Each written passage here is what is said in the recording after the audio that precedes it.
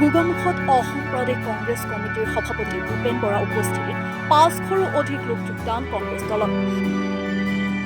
গোগামুখ ৰাজহুৱা প্ৰেক্ষাগৃহত ধেমাজি জিলা কংগ্ৰেছ কমিটিৰ উদ্যোগত আৰু বৰদলনি ব্লক কংগ্ৰেছ, যুৱ কংগ্ৰেছ, মহিলা কংগ্ৰেছ, NSY সেৱা দলৰ সহযোগত বৃহৎ যোগদান কাৰ্যসূচী আয়োজন কৰা হয়।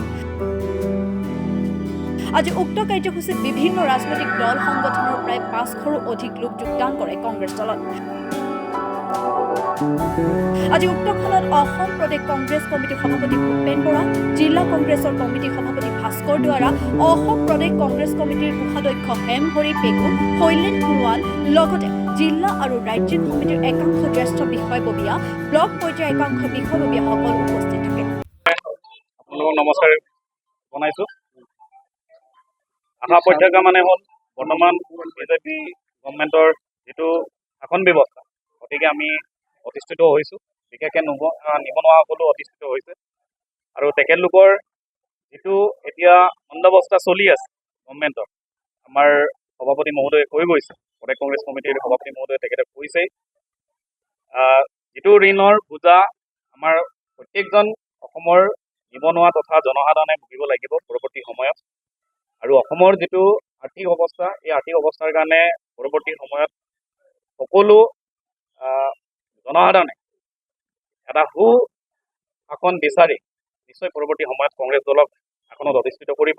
আৰু আমি আশাবাদী এইখন গভৰ্ণমেণ্টক আমি ওপৰাই পৰৱৰ্তী সময়ত পুনৰ আমি শাসন ব্যৱস্থাৰ এখন কংগ্ৰেছ গভৰ্ণমেণ্টৰ চৰকাৰ বনাবলৈ ব্লক কংগ্ৰেছ কমিটিৰ তৰফৰ পৰাও বিভিন্ন মণ্ডলৰ পৰা বিভিন্ন দলৰ আমাৰ ব্যক্তিসকলে আজি সংগঠনত জইন কৰিছে। আজি আমাৰ কংগ্ৰেছ দলৰ প্ৰতি আকৃষ্ট হৈ পেলাই, যেনে ধৰক আপোনাৰ আপ আছে, অসম গণ পৰিষদৰ আছে, জাতীয় দলৰ আছে, আমাৰ বিভিন্ন দলৰ আজি ইয়াত বৃহৎ যোগদান কাৰ্যসূচী কৰিছে। আমাৰ ইয়াত আজি 500তকৈ বেছি, 500+ আজি আমাৰ ইয়াত জইন কৰিছে।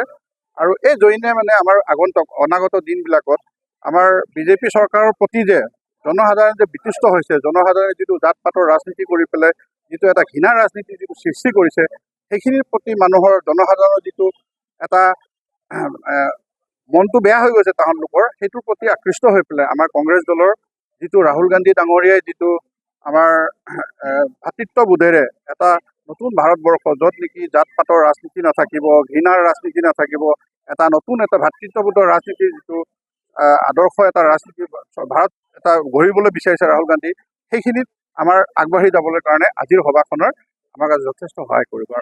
দলে পৰৱৰ্তী সময়ত কোনো এটা যোগদান কাৰ্যসূচীত আমি কিবা এটা দিম বা কিবা এটা কৰিব লাগিব, এই ধৰণৰ লৈ পেলাই আমি ইয়াত জইন কৰা নাই। তেখেতলোকেও জইন কৰা নাই, বিচৰা নাই, শচীন্দ্ৰ দলেও বিচৰা নাই। তেখেতে মোৰ ওচৰলৈও আহিছে কেইবাবাৰো, জইন কৰাৰ আগতে আমি আলোচনা কৰিছোঁ। কিবা MLA বিচাৰিম বা কিবা প্ৰতিনিধি বিচাৰিম, এনেকুৱা ধৰণৰ কোনো কথা আলোচনা কৰা নাই। তেখেতে কংগ্ৰেছ দলত জইন কৰিব বিচাৰিছে, কংগ্ৰেছৰ হৈ কাম কৰিব বিচাৰিছে, ৰাহুল গান্ধীৰ হাতটো মজবুত কৰিব বিচাৰিছে, তেনেকুৱা কথা।